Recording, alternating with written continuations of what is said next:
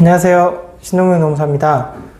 이번 주제는요, 사업주분들이 또는 인사 담당자가 어느 날 갑자기 노동부로부터 한 통의 문자 또는 출석 요구서라는 서류를 받게 되는 경우 어떻게 해야 되는지에 대해서 말씀드리겠습니다.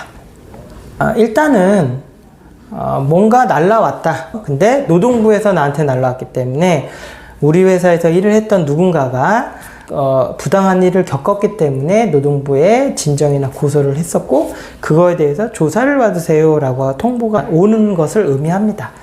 근데 그거는 죄가 있을 수도 있다, 당신이 잘못한 게 있을 수도 있다는 의미지, 무조건 당신은 잘못했으니까 내가 가만두지 않을 거야 이런 거라고 생각하셔서 당황하시는데 그런 건 아닙니다. 이런 출석 요구서나 뭐 문자를 받으시면 두 가지일 거예요. 첫 번째는요, 올 게 왔구나. 이 얘기는 뭐죠? 항상 나는, 연차휴가에 대해서 이렇게 해도 되나? 연장근무 수당할 때 이게 좀 찝찝했는데, 뭐지? 이런 것들이 탁 온 걸 수도 있죠. 그래서, 알아봤더니 그런 내용이다. 그러면, 올 것이 왔구나. 라고 해서 크게 당황하지 않고, 이렇게 분노를 하지 않겠죠.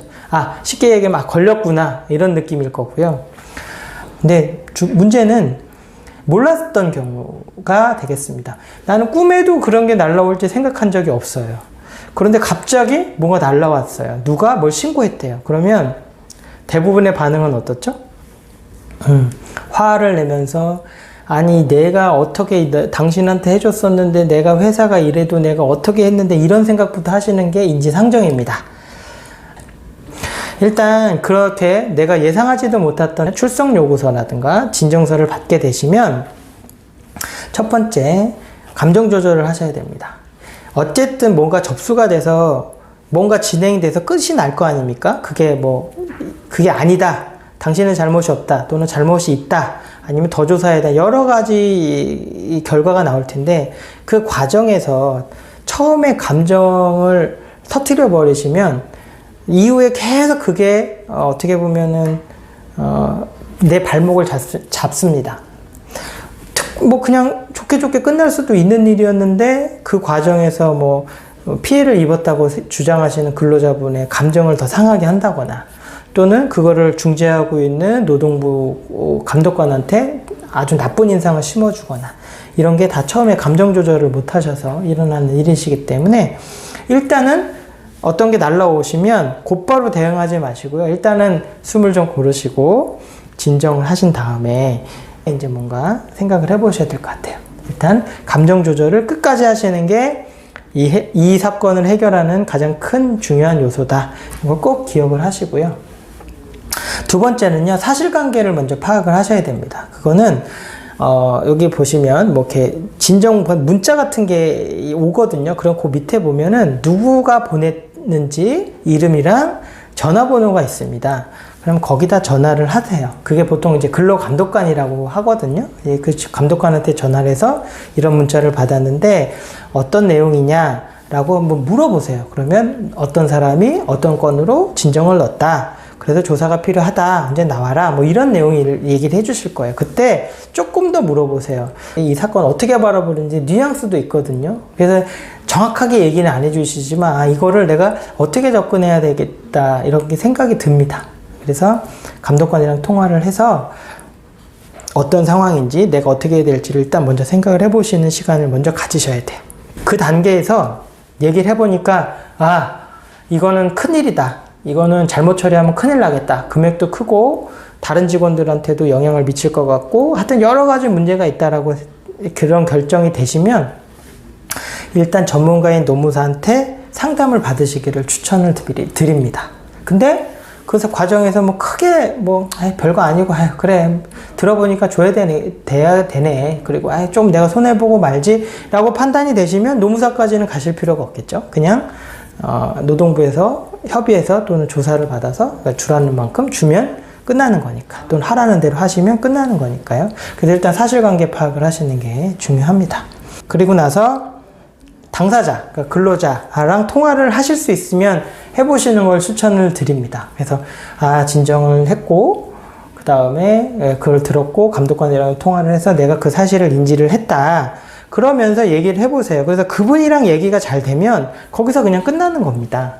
그래서 감독관한테 우린 잘 끝났습니다 이렇게 통보를 하고 자료 내면 끝나는 거거든요. 그래서 이 당사자와의 통화하는 것도 사실관계 파악을 한 다음에 통화를 해보시는 걸 추천을 드립니다. 근데 통상적으로는요, 요즘 근로자분들이 이 단계에서 보통 사업주랑 통화를 하지 않습니다. 회사랑. 왜냐면 통화를 해봤자 좋을 게 없다고 생각을 하시는 경우가 많거든요. 그래서 전화를 안 받습니다. 근데 안 받는 게 왜 안 받지 이 사람이 이렇게 생각하지 마시고 당연한 겁니다. 요즘 사람들은. 그래서 안 받으면 대로 판단하시면 될 것 같아요. 자, 그래서 여기까지 끝나고 나면 그 다음에 이제 이거를 정말 싸워볼 건지 합의로 갈 건지 그런 것들을 자체적으로 판단해 보시고 전문가랑 상의도 해보셔야 되는 거죠. 그래서 이 사람이 요구하는 거를 무조건 들어줄 수밖에 없는 상황이다 라고 하시면 그냥 사전에 합의해서 끝나실 수도 있고요. 야, 이거는 내가 잘못한 거는 좀 있는데 이 사람이 요구하는 건 말도 안 되는 거다 라고 하시면 당당하게 조사 받으시고 그 절차에 따라서 내가 책임질 건 책임지고 과한 요구는 응해주지 않으면 되는 거기 때문에 일단은 합의 여부를 먼저 결정을 하시는 게 좋습니다. 조사하기 전에. 그리고 나서도 여기까지 해결이 안 되셨으면 이제 결국 노동부를 나가실 수밖에 없거든요. 그럼 나가실 때는 나 추후에 내도 되는 거기 때문에 뭐 없는 서류를 막 만들어서 가실 필요는 없고 또 계산을 하는 게 내 능력 밖이다. 뭐 연차수당을 달라고 그러는데 난 연차수당 계산할 수 있는 능력이 안 된다. 또는 뭐 퇴직금을 뭐 못 받았다고 하거나 적게 받았다고 하나 계산하기가 어렵다라고 하시면 그와 관련된 증거 자료를 가지고 가시면 거기서 계산을 다 해줍니다. 그렇기 때문에 뭐 계약서라든가 뭐 임금 대장이라든가 그런 기본적인 자료만 일단은 갖고 가셔도 크게 문제는 되지 않는다는 거. 조사를 받으시게 되면 이제 임금 체불이냐 아니냐, 임금 체불이 있다면 얼마냐, 또는 해고 예고 수당을 지급을 해야 되느냐 아니냐, 연체예고 수당을 받을 수 있냐 없냐, 네가 안 줬다 그러면 얼치를 안 줬냐, 이런 것들에 대해서 대략적으로 계산을 해줍니다. 사실 그 전에 내가 할 수 있는 한은 그런 걸 파악하고 가시면 더 좋긴 하겠죠. 어쨌든 노동부 감독관도 그런 걸 조사를 해서 확정을 지으시기 때문에. 자, 그래서 조사를 하게 됩니다. 사업주가 책임이 없다 그러면 거기서 당신은 책임질 게 없습니다 라고 해서 종결이 되는 거고요. 보통 그런 경우는 없어요. 거의 없다고 보시면 돼요. 아주 특별한 경우 아니면 조금이라도 시정지시를 받게 돼 있습니다. 거의. 그래서 시정지시라는 건 뭐냐면요. 자, 당신이 낸 자료, 그 다음에 당신을 조사를 했더니 이런 정도의 잘못이 있습니다. 그러면서 그 조사하신 분, 감독관이 시정지시를 내립니다. 뭐 한 2주 정도 안에 얼마를 입금을 하고 그 다음에 나한테 보내라. 정리된 걸 보내라. 뭐 입금증 같은 걸 보내라. 그러면 정리를 해주겠다. 이렇게 시정지시를 해줍니다. 그래서 네, 내가 잘못했네요. 그러면서 그걸 따르시면 끝나는 거예요. 거기서. 여기와 관련돼서는요, 아셔야 되는 게 한 두 가지가 있는데요. 첫 번째는 그 임금에 대해서는 노동부에서 다 조사를 해서 알려주기는 하는데 3년의 소멸시효가 있습니다. 그래서 내가 연차수당을 5년치를 안 줬다 하더라도 5년치 다가 아니고요. 3년 또는 뭐 내가 임금체불 뭐 연장근무 수당을 10년째 안 주고 있었어요. 근데 이분이 신고를 했다 그러면은 10년치 전체가 아니고 3년치 이 정도만 되는 겁니다. 근데 문제가 있어요. 우리가 임금체불을 하게 되면 3년 이하의 징역 또는 3천만 원 이하의 벌금이라고 그랬잖아요. 민사채권은 3년까지만 책임을 지면 되는데 그 임금체불한 그 죄 있잖아요. 그 잘못 주거나 안 주거나 있던 임금체불과 관련된 이 죄를 묻는 기간은 5년이에요. 그래서 4년치, 5년치는 돈으로 줄 의무는 없지만 내가 안 줬기 때문에 처벌을 받으실 수는 있어요. 그래서 현실적으로 보면 감독관들이나 이런 분들 보면 임금채권을 실질적으로 거의 5년치를 주라라고 얘기를 하는 분들도 간혹 있어요. 왜냐하면 3년은 법적으로는 3년치만 책임지면 되는데 너 4년치, 5년치 안 주면 이 사람이 처벌을 할 거야. 그래서 처벌까지도 안 받으려면 결국 5년치를 정리를 해야 돼 라고 하는 경우가 있다는 거. 그래서 기억하셔야 되고요. 실무상에서 보면 시정지시를 내려서 지급을 하시게 되면은 근로자분들도 사장님을 막 처벌하려고 그런 걸 시작하시는 분이 이렇게 많지는 않거든요. 그래서 이런 과정을 거칠 때 처벌불원, 그러니까 사업 근로자가 내가 돈을 다 받으면 사업주를 처벌하기까지는 원하지 않아요 라는 처벌불원 의사를 받는 게 되게 중요하거든요. 감독관님들도 물어보세요. 처벌 원하시냐 이렇게 물어보는데 이건 어디에 달렸냐면요. 처음에 제가 1단계에서 뭐라고 그랬죠?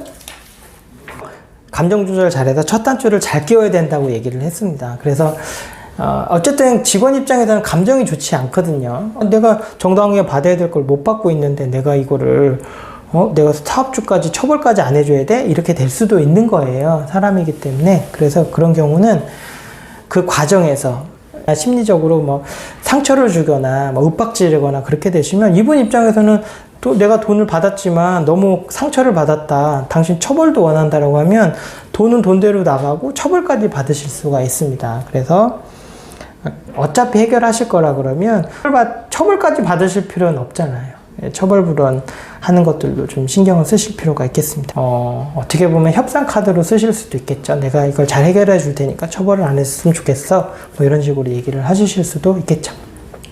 그 다음에 그 과정에서 조사를 하시는 근로감독관이란 분들이 사업주에 대해서 협조나 자료 요구라든가 출석 요구 같은 걸 하실 때는 너무 뻣뻣하게 하시면 좋지는 않아요. 어쨌든 감독관 입장에서도 사람이시다 보니까 협조를 잘하고 노력하고 그렇게 하면 아무래도 그게 뭐 결정적으로 영향을 미치는 건 아니겠지만 아무래도 어쨌든 사업주 입장에서 얘기를 해주고 사건을 조율하실 수도 있는 부분이 있기 때문에 근로감독관한테는 적극적으로 협조를 하시는 게 좋고요.